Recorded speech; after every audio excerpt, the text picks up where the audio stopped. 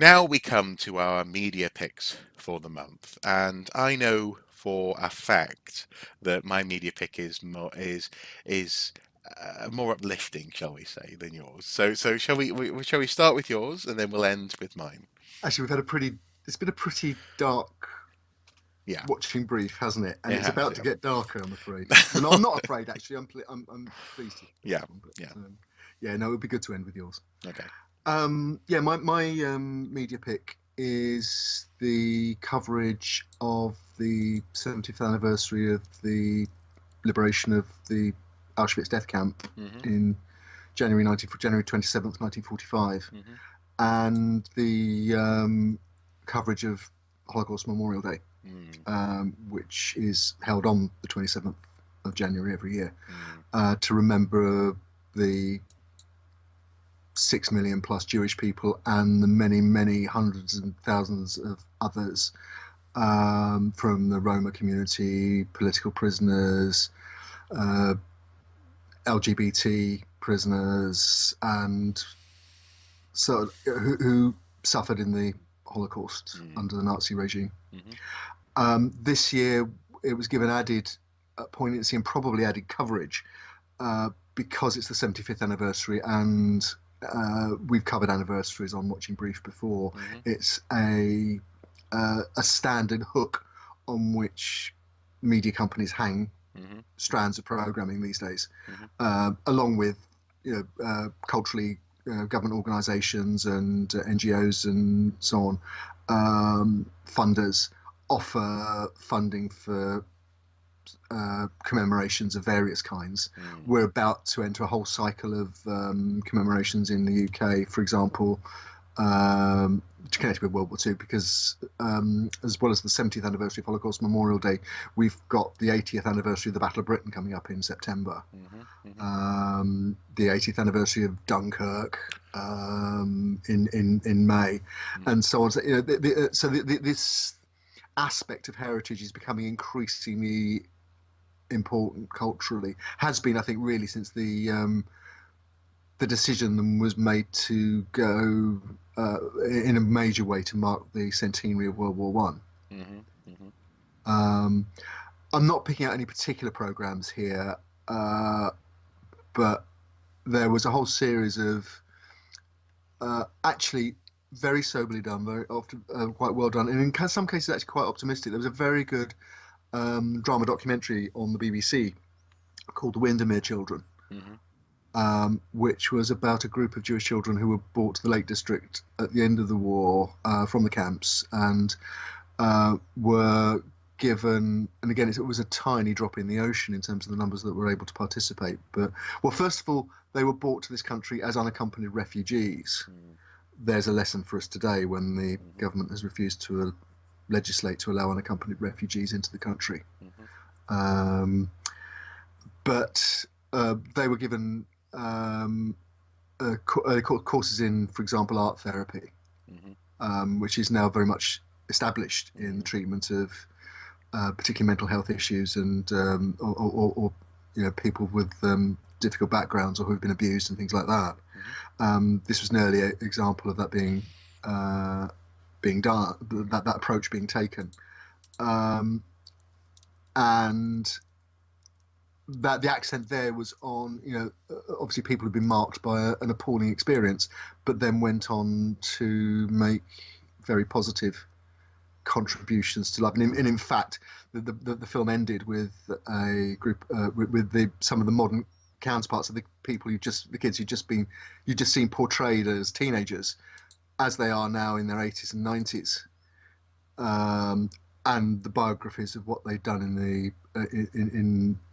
the years since, mhm, and the you know the families that they'd had and the careers that they'd had and things like that. mm, Also, that's more straightforward documentaries. A very good documentary on the camp at Bergen-Belsen, which was actually liberated by the British and Canadians later on. I think it's one of the things that maybe was missing from the coverage was the sense that the Holocaust didn't end with the liberation of Auschwitz. In fact, the liberation of Auschwitz was hardly noticed in the West yeah, until after the war. And there was another 5 months of mm, uh, appalling atrocities, treatment, death marches, and so on, and many, many tens, hundreds of thousands of people who died between January and May, Yeah. and even afterwards. So there were a few nuances maybe missing, but overall, very sober coverage, very thought-provoking coverage, and I think actually for me, the thing that will stay with me from the whole thing Hmm. was the coverage of the live commemoration at Auschwitz-Birkenau itself Mm. on the 27th, and the sight of a few uh, survivors of the camp itself um, laying wreaths and lighting candles and so on, and the overwhelming sense that the only thing that united people was this appalling spirit that it was their ordinariness, um, and the fact that they shared this appalling experience. Mm. And I think it's a valuable.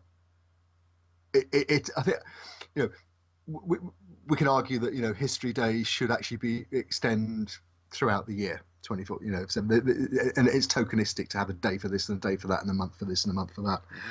But actually, I think sometimes, like on a situation like that, where you have an immense event of international importance, it does serve a positive purpose to focus on it, if only for a few hours, and to remember. And it's a also doubly important with the current resurgence of the far right and the Holocaust denial. So a valuable public service.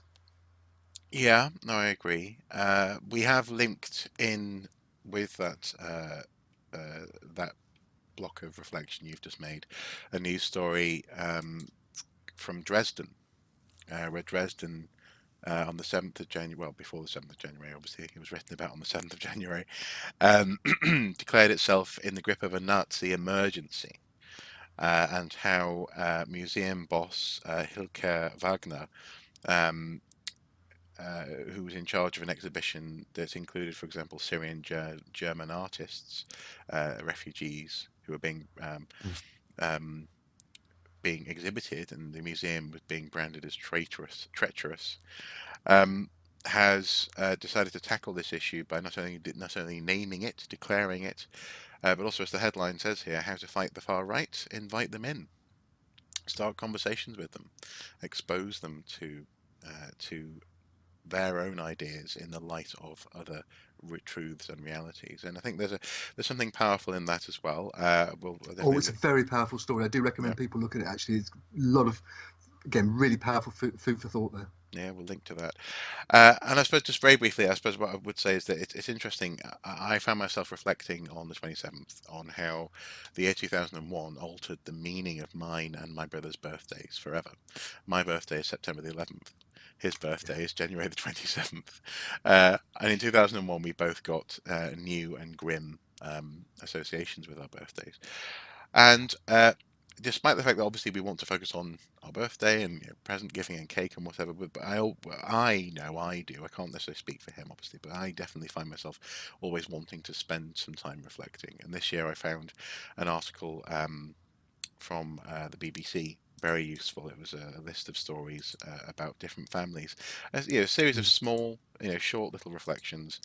But the volume is what strikes you very quickly when it comes yeah. to anything linked with the Holocaust in particular. It's the mind freezing volume of people. And the thing is, as well, I immediately hear, I have friends who say things like, yeah, but we'll see. They don't say yeah, but sorry, I should. What they say is yes, and for example, the British Empire have done worse in Africa, for example, many hundreds Oh, of millions. And the thing is, when you get to this sort of point of such mass genocide or humanicide, yeah, um, uh, I suppose my point is the volume. When you reach a certain point, I don't think you can't compare and contrast holocausts. yeah, And not that I want to get into a criticism of that point of view. So, but my point is though is that very quickly It is the volume, it's the number of stories, and it's the number of families who Yeah. have also, crucially, not only been affected by, but also managed, as you were saying, to turn their lives around as well. Who have very Yes. positive stories, for example, contributing to their communities and so on and so forth after the war. Um, Yeah. that is inspiring as well. So I'll link to that BBC article below. Sorry, I just didn't want to go off on a tangent there about comparing. Uh, the actions of Empire too much. But I mean, is there something you wanted to say about that? Just that I think that kind of comparison really misses the point.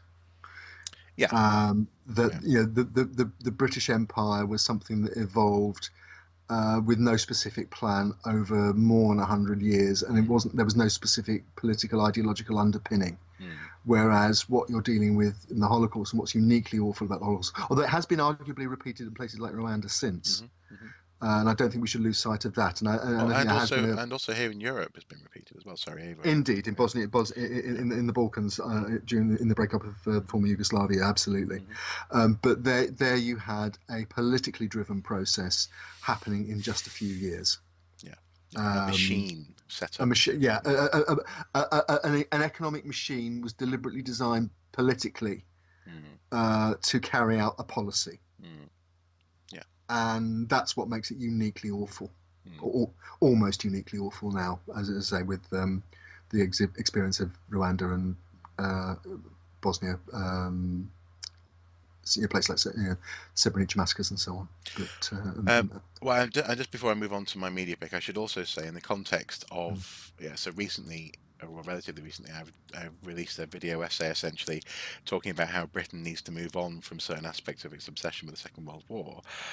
I do find myself slightly rolling my eyes at the prospect of having now to live through 5 years or so of chest beating with regards to the Second World War in this I country. think However, sorry, go on. let Go me on. let me just Yeah, qualify that. please. Yeah, go on. However, uh, I throughout all of that do not um, question for a moment the need to remember and the need to honour those people who are now falling out of living memory, and also actually people who are, the very last people who experienced that stuff are alive now. So I definitely feel that the need to have acts of remembrance. The problem is what all too often follows from these acts of remembrance. I guess the cultural fluff, the mythology that surrounds it can be Yeah. frustrating, to say the least, shall we say? As a historian, looking back. So what were you going to say there? No, I was simply going to say, yeah, I share with you the idea, and again, I've spoken to colleagues who are uh, very experienced, researchers, historians, have been working on this stuff for years and so on, and who are feeling sort of anniversaried out. Mm, It's yeah, just too much, yeah. and the problem also is, but it's why we need to actually do it, and why we need to question it while we do it, Mm, is the mythologies that are laid on top of these events. mm, And we've particularly seen it in this country over our relationship with Europe. hmm The number of people saying, well, they should show more gratitude. We saved them twice, mm. and so on and so on and so on. Or people Um, who compare, for example, yeah, Brexit to The Great Escape, for example. Yeah, stuff like that. yeah, we all know how that one ended. Mm, Um, that's the point. People don't know how that one ended, or they forget how that one ended. They remember a very jaunty tune. They don't remember the war crime. no, yeah, Um, exactly. and Remember. That's the yeah, thing, but isn't it? remember, We need to remember. and in fact, I the brilliant, and it's still brilliant even after 40, nearly 50 years. Actually, the ITV series, The World at War. Hmm Um, the final episode of that is just a montage of events, um, which is done in a very neutral way in terms of, because again the whole series, it wasn't it was one of the first series that, it wasn't the slightest bit jingoistic. It tried to look in and around at all the principal powers that were involved in World War II and so on. And the very final episode is called Remember. Mm, And I urge people to go out and find it and look and watch it, because it's still very powerful even after almost 50 years, and it's a wonderful piece of documentary work. Yeah, But yes, I think we have to be very careful with these things. yeah, And just on the living memory thing as well. Again, I'm very conscious as a historian, as an archaeologist who works a lot in conflict archaeology, and particularly on World War I and World War II, hmm that we've virtually lost the living memory of World War I, and we're very close to the living memory of World War II, the lived experience that we can reference being that of children.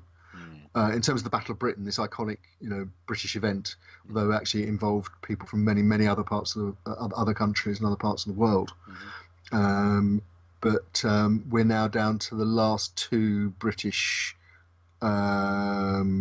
RAF aircrew yeah, from the Battle of Britain, and it may be, sadly, by September there may not even be any.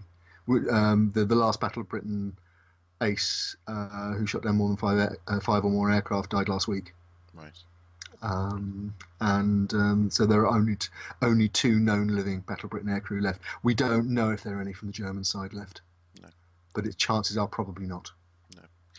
Although I'm just very conscious of time, but I think it's worthwhile just letting this little section breathe, just one last breath.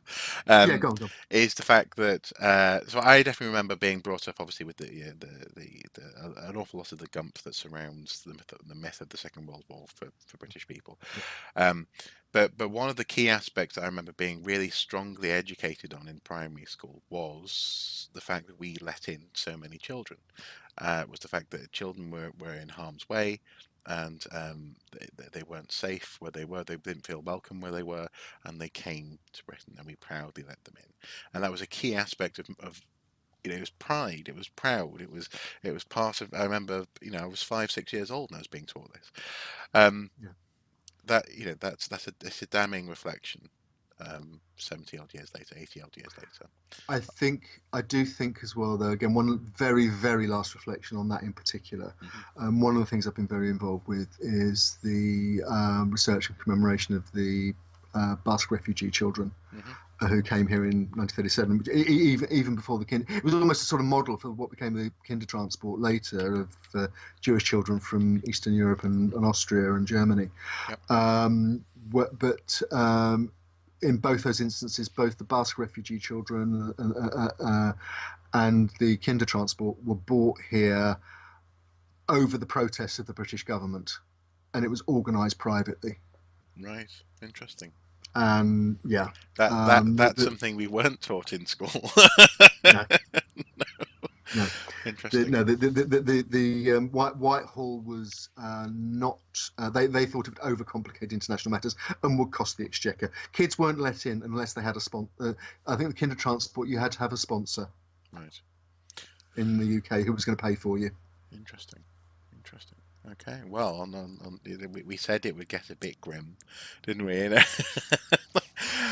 Yeah. My media pick or picks actually for the month are, and I'll keep this short and sweet. First of all, this month I've been reading a lot of, well, diving back into and actually discovering some new Welsh legends and myths. So my first media pick is actually a book. My second one is a film. But this book, a paperback by Graham Watkins. I'll put the least expensive version, second-hand version, link online. Link below. It's a brilliant little book. It's a book that I've been reading an awful lot to my lovely wife. As we go to sleep, she's been very much enjoying hearing these things, but also I've been enjoying sort of reliving a lot of them. It's interesting how it sounds. It sounds twee, but it is simply true that in Wales there is a very strong storied past, and the lands in and around Snowdonia. Um, was that your dog? Yeah, he was actually sat at my feet here, and I just sort of shifted slightly in the seat as you do, and I caught him with Oh, I see. my heel, and he sort He's of been, shot off until yep, they yep. stopped. No, Yeah, Andy does but that all the he's time. fine. He's come.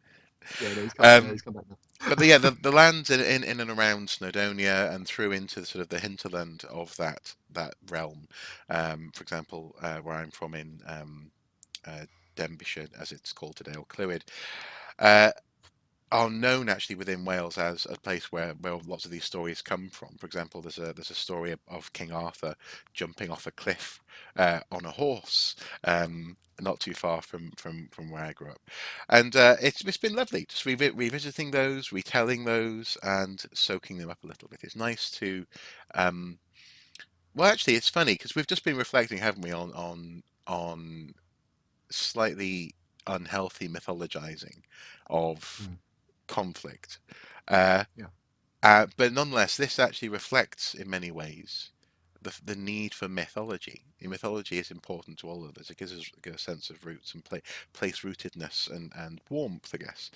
And I would argue, I would say that the Welsh legends and myths are well worth a gander. I'll link below to, there's another version which is specifically aimed at sort of young people and children, but actually I really enjoyed reading that as well. It's got fewer stories. It hasn't got the 80 stories that this version has, but I'll link to that as well. There's another version that my goddaughters are reading at the moment, mainly because I gave them a copy, and they're very much enjoying it. So that's media pick number one. Media pick number two is a movie that Mrs. Soup and I watched over the weekend. That we return to quite often actually, and it's called From Up on Poppy Hill. It is a Studio Ghibli movie. It's an animated Oh, film from 2011, and it was actually produced in the aftermath of Fukushima. It was produced actually in the context of rolling blackouts. The animation studio had announced the release, the window for release, but then Tokyo was being, was it Tokyo, I think? But wherever the animation studio is, was being hit mm, by rolling blackouts to cope with the fact that Fukushima power plant wasn't adding to the national grid. Um, right. so there was an awful lot in and around the production of the film. But what I like about the film is a couple of things. First of all, it's a redemption for Goro Miyazaki, Hayao Miyazaki's son, a man who had released a movie that wasn't very well received. Frankly, he'd taken it upon himself to release. It was called Tales from Earthsea, and it was six books into one film. It's a tall order for The anyone. Ursula Le Guin. Yes, exactly. Yes, precisely. Yeah. Yeah. Yeah. Tall order for anyone, Yeah. and he was criticised for what I think was nonetheless a beautiful failure. This film was definitely an act of redemption for him. He was much more closely guided by his experienced father, who helped to write the film, and. The reason why I'm mentioning it, it's not just a nice film. It's not just a film that was produced in interesting circumstances, but it's also a film that gives you a really interesting insight into Japan in 1964. So they're hosting the Olympics, and Mm, obviously 20 years or so after the Second World War, they are in this weird hinterland of wanting to forget and wanting to forge something new. But at the same time, within the movie, you have a group of young people who are wanting to preserve a vestige of the past called the Latin Quarter, a very interesting esoteric building on the school campus that is a remnant of old connections to Europe and money coming in the 19th century, this kind of thing. And it is a beautiful film in visually, but also as a story and as an insight into the psychology of people at the time.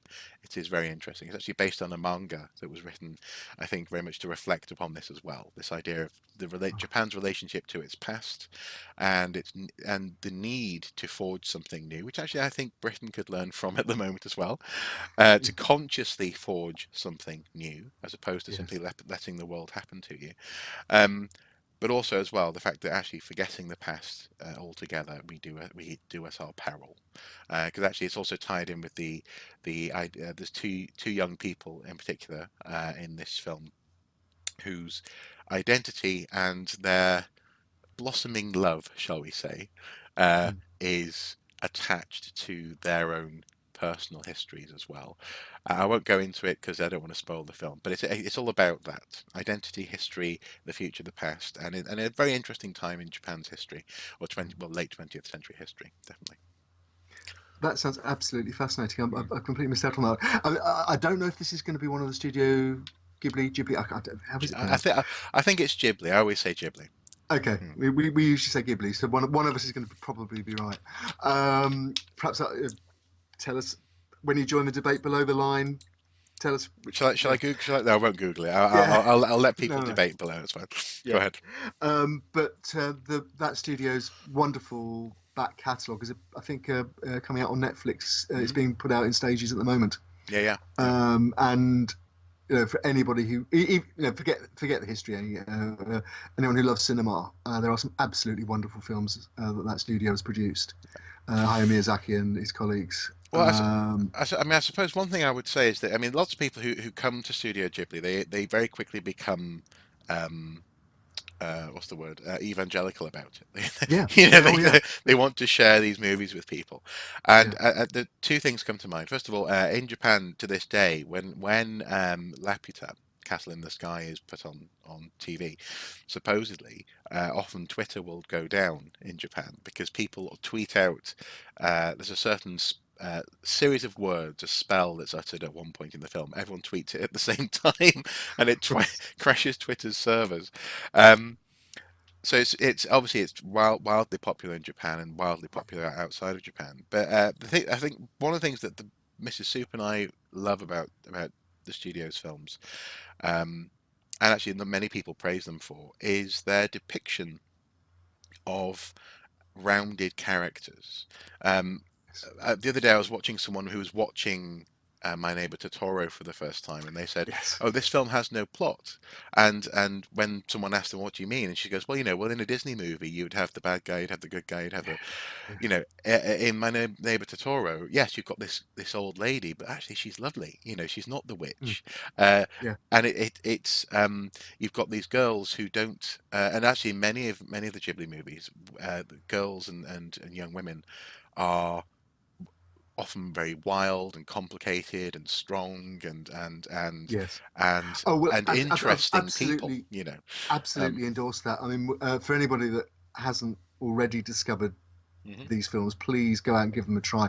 I mean, the gateway drug for us was Spirited Away, Yeah. which has exactly what you've just been describing, a very strong female lead character, Hmm. who our son responded to just as much as our daughter did. Yeah.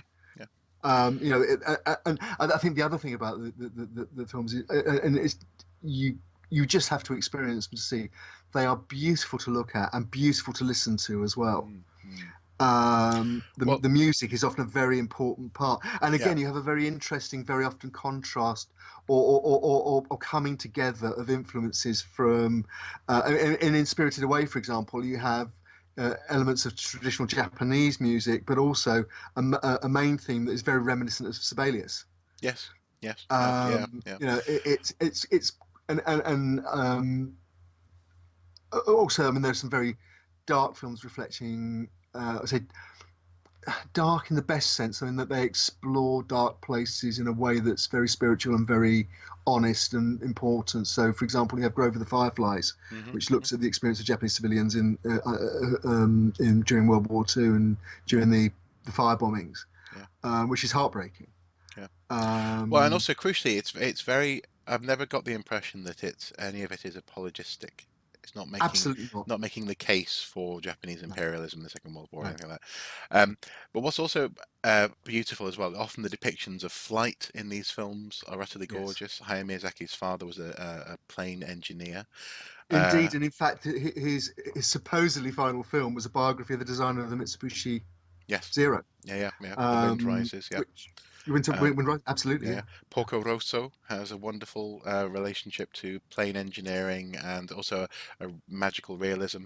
And the thing is, But also, now we're just but listed. also 1930s gangster movies. Oh yes, yeah, yes, absolutely, yeah, yeah, Yeah, yeah, again, these influences all coming in from all over the world and yeah, being distilled by these very very clever people. yeah. It's one, yeah. And I mean, now obviously we're just listing our favorite why we love Sorry. Studio Ghibli. No, it's fine. Um, uh, if our viewer or listener is still present, I suppose I would just say, yeah, this one is worthwhile watching. If you want the excuse that it's linked with history at all, then check it out. But you definitely You know don't. what, Mark? Just to finish, the very last point on Uh, this, what we've been talking about here. And actually, in terms of our anniversaries, talking about the Holocaust Memorial Day and so on as well, it's something archaeologists and historians should not be afraid of doing, which mhm. is becoming storytellers. No, yeah, yeah, I agree. We can, we can do all the theory, we can do all the science and so on, but in the end, we are also communicating stories. And crucial, well, sorry, and crucially, I agree. And crucially, in this instance, the stories break down the things that make that the shadows in which fear thrives. You know, Yes, the fact that you get to know how Japanese people feel about themselves and their place in the world through these films is very powerful. The fact, absolutely, and absolutely, and how complex a society's culture can be, and how many different influences can feed into it from whatever. And that's something archaeologists should always remember when they're looking at yeah, material culture. yeah, exactly, yeah, yeah, definitely, definitely. Okay, I could talk about Studio Ghibli all day. I'm going to stop, but definitely check it out. Thank you guys for watching and or listening. It has been a pleasure as always. Please do comment below. Please do, as ever, point us towards news or events or other such things that you want us to cover in the future. And don't worry, we have not forgotten about our promise in November with regards to extending the conversation about about bullying in the workplace, sexism, so on and so forth. The two people in particular who we think might want to have a conversation about that, we are still in conversation with, and hopefully in the next, I don't know, couple of months maybe. I hope we're going to have some interesting sort of some watching brief spin-offs, shall we say, Yeah, to there you come. go. Yes. There you go. So keep an eye out for it. Keep a weather eye, Yeah. as they say. All right. Um, right, I'm gonna crack on with editing this now because I am also mega busy. Up until the 17th of February, I'm going hell for leather on wrapping up a HLF project. So, yeah, super busy all round. Hopefully, next time we we three meet, um, You, me, and our viewer. yeah, Yes. exactly. We'll be yeah, I'll be a little less wired. Um, Yeah. thank you, and until next time, do take care. Bye bye. Bye bye.